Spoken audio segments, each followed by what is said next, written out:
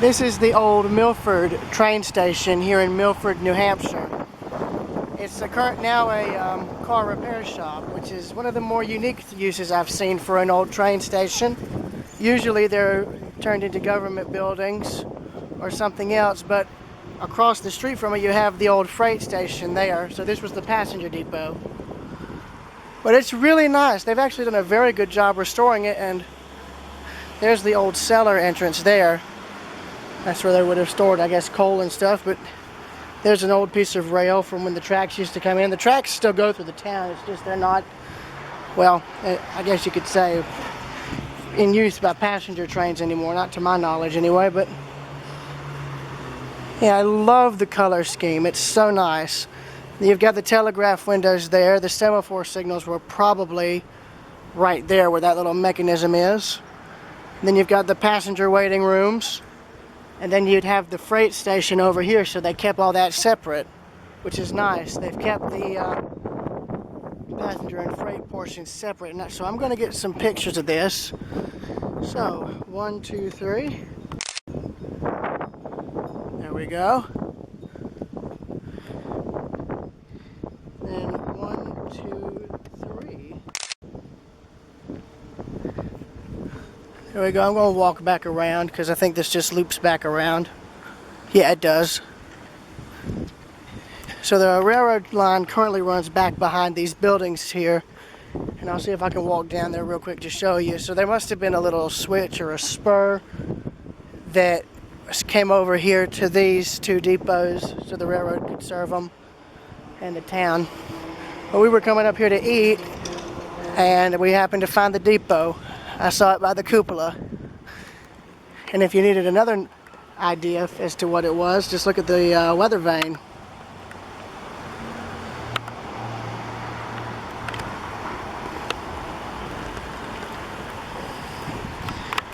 So, yeah. Gonna stay off the road here. Now, I'm actually curious if the depot was moved. I think it probably was because, yeah. Yeah, here's the railroad tracks right here. Or one of them. Yeah, I'd say the depot was moved because here was where what would have probably been the old platform track right here, yeah. So this was the old platform track, this was the main line. So I guess there must have been the depot was either right in here or it was always in that location and there was just a spur that came off to serve it and the freight depot. I really don't know, to be honest with you. This is coming from a rail fan who's from Georgia. This is my first time in New Hampshire, but I'll say the depots are pretty and they're well taken care of. We passed by a depot that's up in Massachusetts that's turned into a home, and they had it fixed up nice. So, yeah, that's about it. Until next time, this is Railroad Preserver 2000 signing out.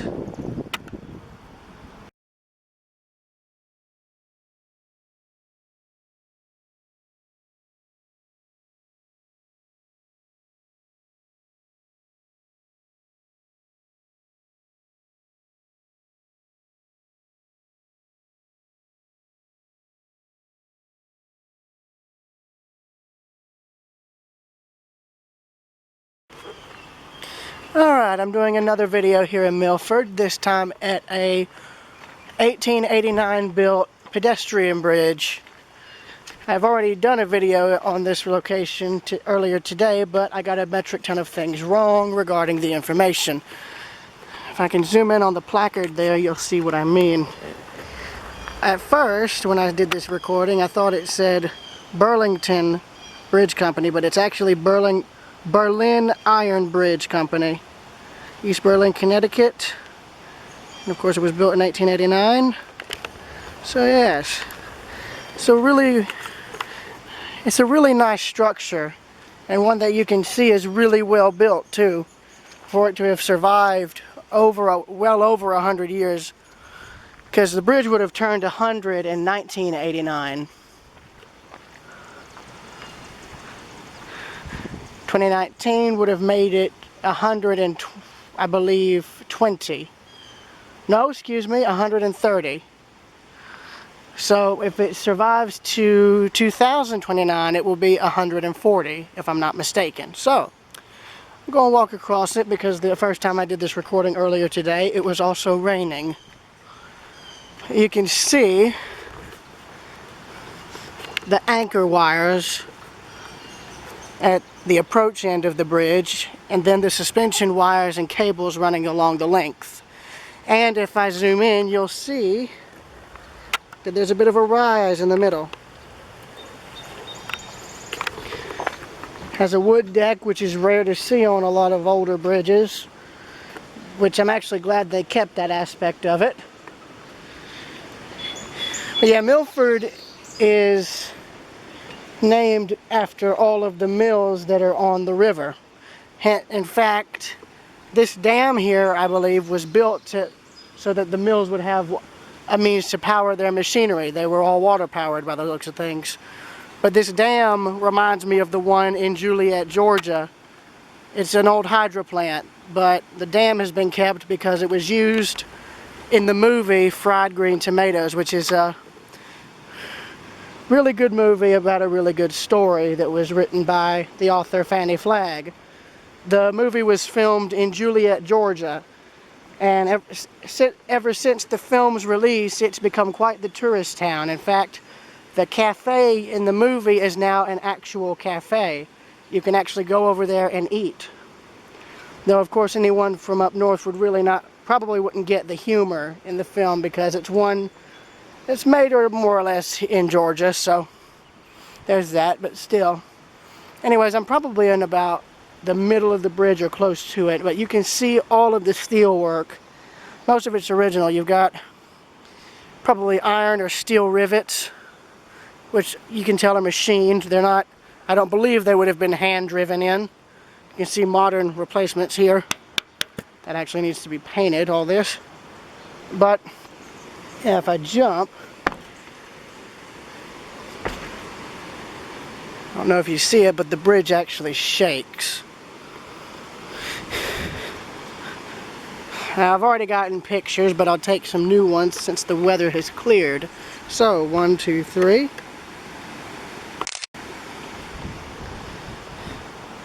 And again, 1, 2, 3. There we go. So that's looking back towards where I came, and this is looking towards where we're going. Now, when I did the first recording, I almost thought this was an old auto bridge due to the path, but no. Apparently this was always meant to be a pedestrian crossing, unless there's information stating otherwise. But you can see, I think this river also had walls similar to the one that runs through a town in Connecticut that we visited. I forget, the name of it escapes me, but I know the river through there has a real beautiful stone wall going around both sides to help prevent erosion, because it was also a mill town like this. And of course, here's the other end of the bridge. You can actually see it's a suspension bridge, basically. The only difference with this design of suspension bridge is that the towers that give the suspension part support are on either end of the bridge and not in the center. But still, it's a very nice design, and it's something that's actually quite rare now. You don't see a lot of these old iron bridges anymore, iron or steel bridges anymore, that are built back in, like, say, 1889 or earlier, because most of them have either been replaced, demolished, abandoned, or simply, you know, scrapped pretty much on site. So it's really fortunate that this one was able to be saved and restored for use. So 1, 2, 3. There we go. Now I'm going to walk back. And here's looking towards this direction. You know, this would actually be a nice little addition to Rails Unlimited if they ever added it. It's just the modeling part would be a nightmare. Ooh, you know what? I know what I'm going to do. Let me see if I can get down here along the side.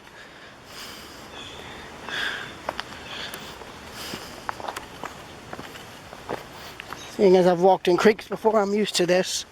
Oh yeah, look at that. Look at that, look at that, look at that. And here's the original bridge abutment. And you can see the underside of the structure.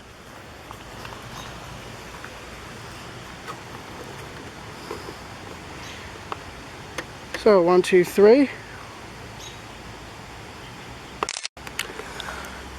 There we go. Won't go underneath. And here's the horizontal lattice work underneath. So 1, 2, 3. Yeah, I asked my grandmother if we could come back. We ate up at a restaurant called Greenleaf, which is here in downtown Milford, where the owner slash chef was featured on Top Chef, and she got a chance to meet him. So that was good. And to the said owner and slash chef, shout out to you, sir, because the food was fantastic. It was absolutely fantastic. And the town's very pretty too. But yeah, there's the dam again, going back across. Here's the lake that it created. Though I'm already pretty sure the sediment levels behind this thing are pretty much at a relatively high depth. So I don't know if this dam will be here for much longer, because sometimes they get removed due to the sediment buildup filling the lake in. But when that'll be, I don't know. I don't live here, but I can see that some people from Memphis were here. And no, I'm just kidding. The reason I say that is on the railroad bridge that you can walk across in Memphis, people have been placing locks along the fence, even though there's plenty of signs stating for that not to be done. So I think that's why they put this fence here, so they couldn't put it around the railings and it caused the bridge to collapse. I just threw a little rock in, hence the ripple. Of course, if you got a real big one, then that would cause one heck of a ripple, but you can see it just lazily spreading across the river while I walk across the river. So, yeah, I believe when I get it back across, that'll be pretty much it.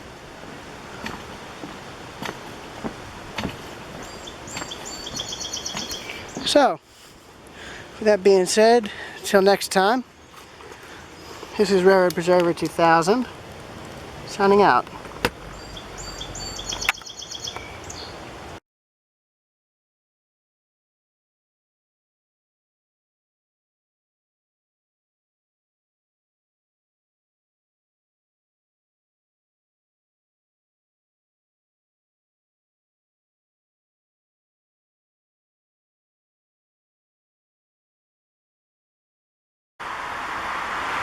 Alright, we're currently in Brookline, New Hampshire, and this is the old train station that used to serve the town. I don't know when train service ended here, but the reason I'm not up close to it is because it is now a private residence. Hence why I'm far away from it and not giving away the address. So, I'm going to get one picture and I'll be out of here. So, 1, 2, 3.